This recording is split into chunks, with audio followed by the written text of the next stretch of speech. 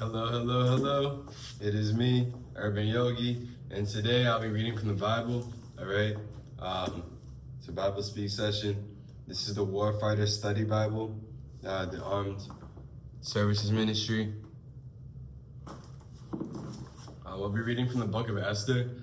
Esther to me is a woman of faith that is a shiro, or rather a hero, a she hero. All right, let's go. All right, so a little bit about Esther. Esther was a Jew. She was living amongst the exiles in Persia. All right, Persia is modern day Iran. All right, during the reign of King Cyrus, or he was Xerxes the First. All right, King Xerxes the First. Esther was raised by her cousin Mordecai. After the death of her parents, she was in exile there. So I guess you could say she was a refugee. All right. When the reigning queen was removed, her name was Vashti. There was a beauty pageant that was held to see who would be the next queen. And Esther was very beautiful. She won the favor of all those that met her for the most part, despite how much hate she was given. Excuse me for that. I had to make sure nothing was showing. Let's get into it. All right. So we're in Esther chapter 2. After these things, when the anger of King Assyrius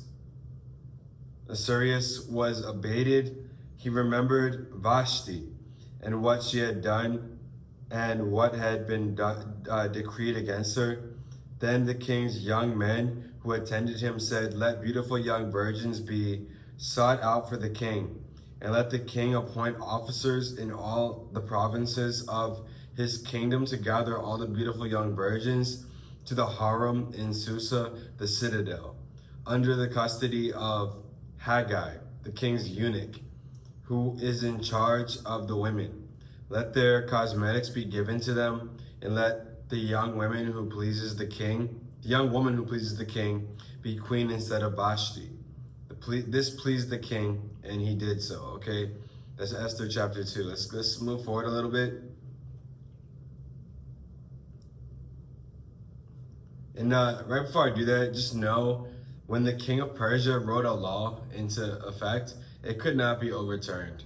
So we live in the United States of America. Let's just take a moment to give thanks for the fact that we have rights, civil rights, laws, lawmakers. All right, let's move forward. All right, so now we're in chapter 4. The title of this is Esther Agrees to Help the Jews. Okay, when Mordecai learned all that had been done, Mordecai tore his clothes and put on sackcloth and ashes. Satus in India put on ashes and went out into the midst of the city, and he cried out with a loud and bitter cry. He went up to the entrance of the king's gate, for no one was allowed to enter the king's gate clothed in sackcloth. All right, the Satus wear sackcloths. They call them loincloths at times. King David wore a loincloth. Matter of fact, John the Baptist wore a loincloth.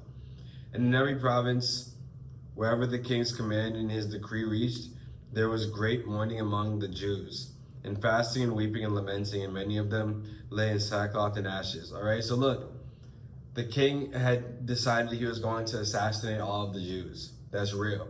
Esther found out about his plan by way of Mordecai, her cousin that raised her. All right, let's see. Let's skip down a little bit. Let's see.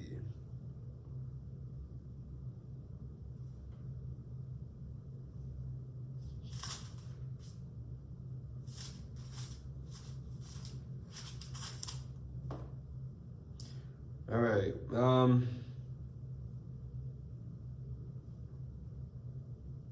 Just recap. All right. So we're in chapter 4, verses 3. And in every province, whenever the king's command and his decree reached, there was great mourning among the Jews, and fasting and weeping and lamenting. And many of them lay in sackcloth and ashes. When Esther's young women and her eunuchs came and told her, the queen was deeply distressed. She sent garments to clothe Mordecai, her cousin that raised her. She remembered where she came from. so that he might take off his sackcloth, but he would not accept them. Then Esther called for Hathach, one of the king's eunuchs, who had been appointed to attend her, and ordered him to go to Mordecai to learn what this was and why it was, all right, that the Jews were being killed, all of them. This ethnic cleansing. Hathach went out to Mordecai in the open square of the city in front of the king's gate, and Mordecai told him all that had happened to him, and the exact sum of money that Haman had promised to pay into the king's treasuries for the destruction of the Jews. Mordecai also gave him a copy of the written decree issued in Susa for their destruction, that he might show it to Esther and explain it to her, and command her to go to the king and beg his favor and plead with him on behalf of her people. Okay, so Esther was the queen of Persia, all right? She risked her life to save the Jewish people from annihilation, all right? So her and her cousin that raised her, Mordecai, they instituted the Feast of Purim to commemorate their deliverance. Esther really saved the Jewish nation, bro. She did. The people of the original Jews, bro. The original Jews. So I think the moral of the story is, let's be like Esther. If we're female identifying, if we're young women, let's be brave. Let's be courageous. Let's stand up for what's right. Let's take a stand. And if we're men, let's support women like Esther. God bless you all. This is me, Urban Yogi, Swami Shivananda. God bless you all. Once again, the Warfighter Study Bible. All right. This is the Armed Services Ministry.